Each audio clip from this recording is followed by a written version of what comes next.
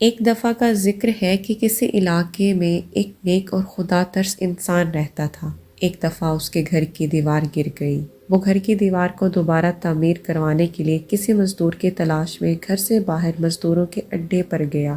اس نیک آدمی نے وہاں بے شمار مزدوروں کو دیکھا جو سب روزی کمانے کے لیے بیٹھے ہوئے تھے۔ اس کی نظر ایک ایسے بندے پر پڑی جو سب سے علیحدہ بیٹھا ہوا تھا۔ یہ نیک بندہ اس کے پاس گیا۔ اس نے اس بندے سے کہا کہ تم مزدوری کرنا چاہتے ہو؟ میرے گھر کی دیوار گر گئی ہے، وہاں گارے کی چنائی کرنی ہے۔ اس مزدور نے کہا کہ صاحب، جب مزدوری کرنے کے لیے جانا ہے تو چاہے دیوار کی چنائی ہو یا چھت کی لپائی، اس سے مجھے کوئی فرق نہیں پڑتا۔ مزدور کہنے لگا، لیکن میری 3 شرطیں ہیں۔ اگر آپ میری 3 شرائط ماننے کو تیار ہیں تو میں آپ کے ساتھ آپ کے گھر جانے کے لیے تیار ہوں۔ وہ نیک دل مالک سوچنے لگا کہ عجیب مزدور ہے، میں اس کو کمائی کے لیے لے کے جا رہا ہوں اور یہ مجھ سے شرطوں کی بات کر رہا ہے۔ اسے یہ مزدور کافی دلچسپ لگا۔ مالک کہنے لگا، بولو تمہاری کون سی 3 شرطیں ہیں؟ اس مزدور نے کہا کہ آپ کو وقت ختم ہونے پر میری مزدوری پوری دینی ہوگی۔ نماز کے وقت مجھے نماز ادا کرنے کا وقت دینا ہوگا۔ میری طاقت کے مطابق آپ مجھ سے کام لینا۔ میری طاقت سے زیادہ مجھ سے آپ کام نہیں لیں گے۔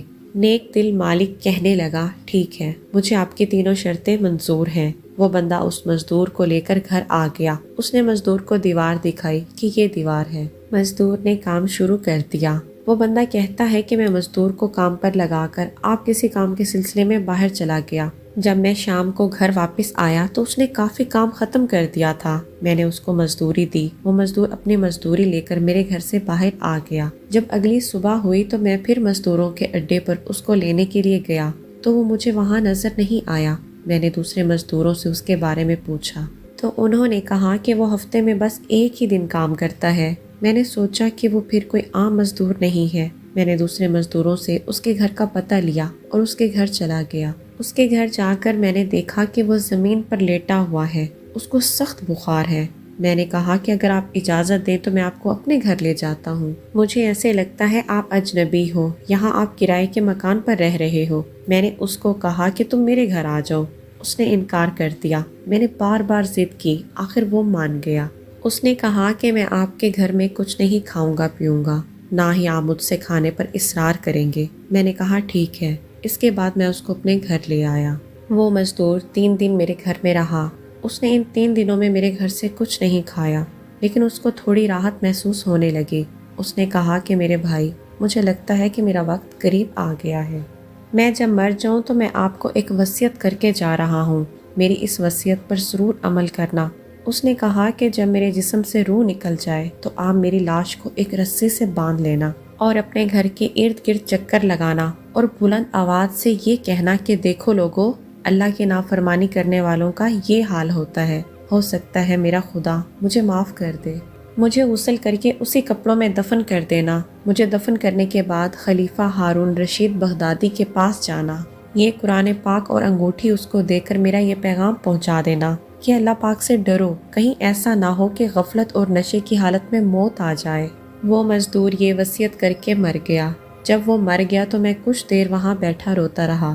پھر میں نے اس کی وصیت پوری کرنے کے لیے ایک رسی لی تو اچانک گھر کے ایک کونے سے بلند آواز ہوئی کہ اس کے گلے میں رسی مت ڈالو، کیا اللہ پاک کے نیک بندوں کے ساتھ یہ سلوک کیا جاتا ہے؟ یہ آواز سن کر میرا جسم کانپنا شروع ہو گیا۔ میں نے اس کو غسل دیا اور اس کو دفن کرنے کے بعد قرآن پاک اور وہ انگوٹھی لے کر خلیفہ کے پاس بغداد چلا گیا۔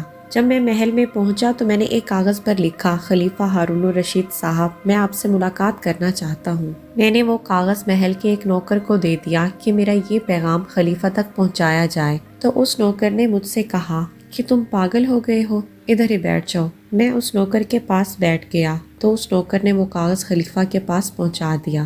تھوڑی دیر بعد خلیفہ نے مجھے اپنے پاس بلا لیا۔ اس نے کہا کہ میں اتنا ہی برا ہوں کہ تم میرے پاس آنے سے ڈرتے ہو اور کاغذ پر لکھ کر پیغام بھیجتے ہو۔ میں نے خلیفہ سے کہا کہ میں کسی کا پیغام لے کر آیا ہوں۔ انہوں نے پیغام کے بارے میں دریافت کیا تو میں نے انگوٹھی اور قرآن پاک خلیفہ کو پیش کیا تو خلیفہ نے ان چیزوں کو دیکھتے ہی مجھ سے کہا کہ یہ چیزیں تمہیں کس نے دی ہیں؟ میں نے خلیفہ سے عرض کی، اے خلیفہ، ایک مزدور نے مجھے یہ چیزیں دی ہیں۔ اس خلیفہ نے 3 بار مجھ سے پوچھا کہ یہ چیزیں تمہیں کس نے دی ہیں، اور میں نے تینوں بار جواب دیا کہ مجھے یہ چیزیں ایک مزدور نے دی ہیں۔ جب میں نے 3 بار یہی الفاظ دہرائے تو خلیفہ یہ جواب سن کر رو پڑا۔ کافی دیر تک رونے کے بعد مجھ سے دریافت کیا کہ اب وہ مزدور کہاں ہے؟ میں نے کہا کہ وہ مزدور فوت ہو چکا ہے۔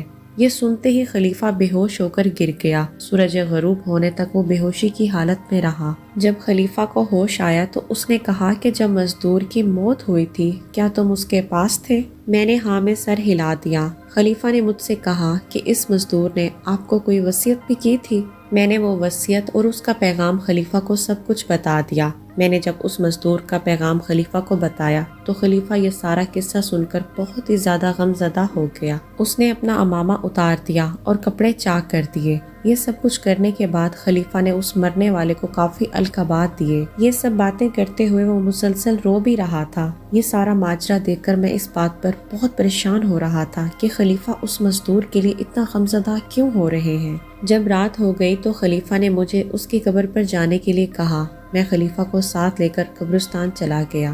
میں نے اس کی قبر پر جا کر کہا، خلیفہ یہ اس نوجوان کی قبر ہے۔ قبر کو دیکھتے ہی خلیفہ قبر کے ساتھ لپٹ کر خوب روئے۔ پھر کافی دیر تک رونے کے بعد اس کی قبر پر کھڑے ہو کر کہنے لگا کہ یہ میرا بیٹا تھا، میری جان تھا۔ ایک دن یہ گانے بجانے اور رقص کی محفل میں مصروف تھا کہ کسی نے یہ آیت کریمہ پڑھی جس کا ترجمہ یوں ہے، کیا ایمان والوں کو ابھی وہ وقت یاد نہ آیا کہ ان کے دل جھک جائیں اللہ کی یاد میں؟ جب اس نے یہ آیت کریمہ سنی تو اس کا جسم کانپنے لگ گیا۔ اس نے روتے ہوئے پکار کر کہا کہ کیوں نہیں۔ وہ یہ باتیں کرتا ہوا محل چھوڑ کر چلا گیا۔ اس کے بعد ہمیں اس کے بارے میں کوئی علم نہیں کہ وہ کہاں چلا گیا، یہاں تک کہ آج تم نے آ کر اس کی وفات کی خبر دی۔ بے شک اللہ پاک جسے جب چاہے ہدایت دے دے، اور اللہ پاک ہمیں بھی نیک کام کرنے کی توفیق عطا فرمائے۔ آمین ثم آمین۔